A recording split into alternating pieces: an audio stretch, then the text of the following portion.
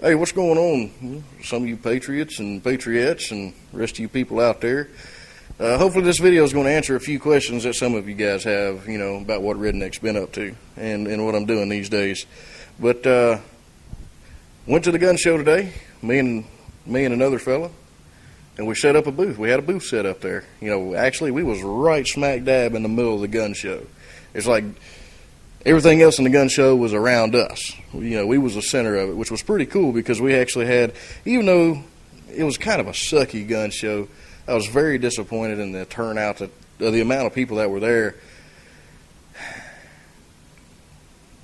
In the past 8 months, 9 months even before then, man, people are lined up way around the corner, just basically busting the doors down by the time they open them up. This time, there's you didn't have to wait hardly at any moment in time. Just walk in, pay there, check, get your weapons checked if you brought one, and pay, get your little wristband and all that, and that's the way it was today, man. It was not very many people, and there was a lot of vendors that was actually saying pretty much the same thing. I don't know if I'm gonna do this gun show thing anymore. I lost money today, or I barely broke even, and all that, didn't have enough money to cover expenses. So I was very disappointed in the turnout that we had. But there's another gun show coming up. I tried to get in touch with the organizers, and probably try again tomorrow if they don't contact me. Between now and tomorrow, see if we can get a booth set up there too. And I'm gonna tell you what we did. We had us a nice little banner up, said Oath Keepers. Of course, me and my partner there. We had our shirts on. We had materials laid out on the table. We had some of these little dudes right here, which is, we got some trifolds, which I'd show you a trifold, but I don't have any more of those. There you go. We got a declaration of 10 orders and a brief synopsis. Got the website on there. It's a pretty cool little deal. We had different types of, here's a decal that we had available. People actually loved these decals right here, man. They were kind of eating those up. Had two different styles of bumper stickers. And I think this one was the most popular there, but we had this one available too. What else we had? We had the patch. I think a lot of you guys are familiar with these. If you've been over to the Oath Keepers website, oathkeepers.org. It's we definitely had some material there, some literature. Had DVD, had basically a collaboration, a montage of the Oath Keeper stuff, if you will, and it was great, man. The people that come by and was like, hey man, what's this Oath Keepers thing? I never heard about them before. And I'm telling you, man, we had some active duty guys that were on leave swing by. We had retired vets, and vets, dude, they were all over the place coming over and checking us out. We had off-duty police officers come over and check us out. And of course, we had a couple of guys that was in uniform on duty, come over and check us out. One lieutenant especially, he really kind of stands out in my mind. And it was funny because you could always tell, if they were a cop, peace officer, because the way they was just kind of looking at you all, just had that look, man, kind of, what are you guys about over here? What are y'all doing? All suspect, had the chest all bowed out, which is, whatever, man. All firm handshake and just had that look, man. After spending about 15 minutes with these guys, dude, they're laughing, they're joking, and man, hell yeah, dude, I know exactly what you're talking about. And I'm glad you guys are here.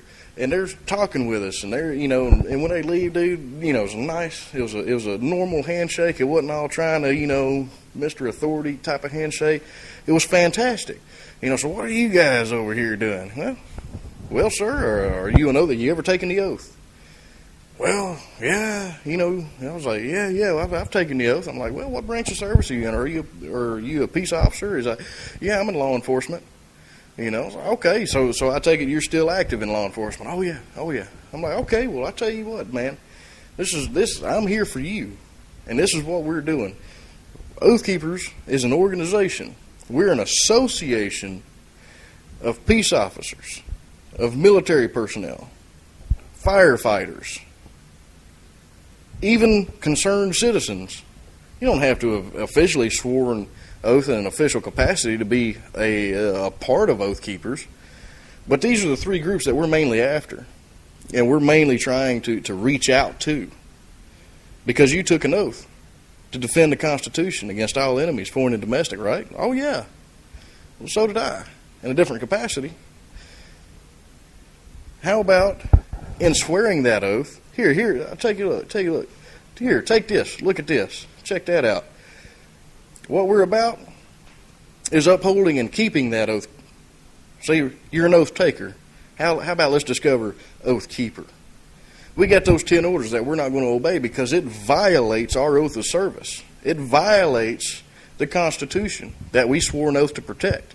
And if we violate that, do we not become an enemy of the Constitution, the very document that we took an oath, so help us God, protect and defend?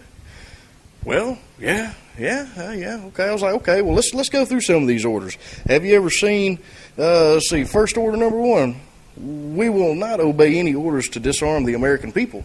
Have you ever seen that going on in America? Shoot, no, man, they ain't never, no, There's some people trying to, but no, it ain't never happened. Okay, well, how about we take a look at Katrina? We'll just use that as an example. Hey, look, Katrina, okay, what about that? Well, matter of fact, I got a DVD right here. It's got, if you don't want the DVD, you can look at it on the internet. We got it for free on the internet. All you got to do is go and look, YouTube, check out the Oath Keepers website. It's there for you. And of course, we actually had a laptop open, playing the DVD, so that was pretty great. That actually drew a lot of attention. They had the music going and the stars and stripes in the background, and it was great, man. It was really great. Okay, well, let's talk about Katrina. How about there was military personnel. There was also law enforcement personnel, and there were contractors there. Call them mercenaries, Blackwater, whatever you want to call them. They were going into neighborhoods and areas that were high and dry. Some of them even had power and generators going, without warrants, kicking in doors and forcefully disarming American people. And they kind of look at you, what? Okay, here, we got the laptop going. Let me rewind this. Let me cue this up for you. Watch that right there. And it shows, dude, oh yeah, all weapons will be taken. No one will be armed. And then it shows videos where they're going into the high and dry spots. And, one particular old lady, she gets, forcefully disarmed. She gets brought down and forcefully disarmed and then gets snatched up. Shows another guy, he's in camouflage and all this other stuff. Looks like a contractor to me, but sitting there telling a reporter, yeah, man, somebody jumps around the corner, man, you just don't think of what you might have to do if somebody jumps around the corner. She's like, you mean shoot American citizens? And he's like, yeah. Stuff like that. Whenever you start giving them those visual aids, you start seeing this light bulb starting to flicker in their head. And after, like I said, after the process of about 20 minutes, 15 minutes, man, the light bulb goes off in their head. I was like, look, man, the only thing we're here to do is say honor your oath, keep your oath. If you don't, we're going to call you out on it. All we're saying is go ahead and draw your line in the sand beforehand. Think about that. Think about these 10 orders. And even the citizens, we got a special part for them too. Think about it like this way. Say it takes a lot of fortitude for an officer or military personnel to stand up to their direct superior and say, no, I will not obey that order. That is unconstitutional. It violates my oath of service. That is an illegal order, and I will not comply.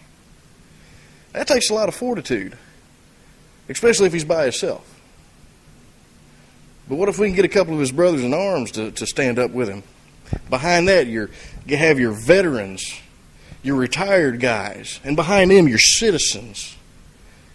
And you got your citizens supporting these guys, and these guys see the citizens supporting these guys. You talk about a force multiplier. You talk about a morale boost. You talk about whatever it is you want to talk about. I'm telling you, it was an awesome thing to sit there and see some of these guys. It looked like they got hit with a Mack truck.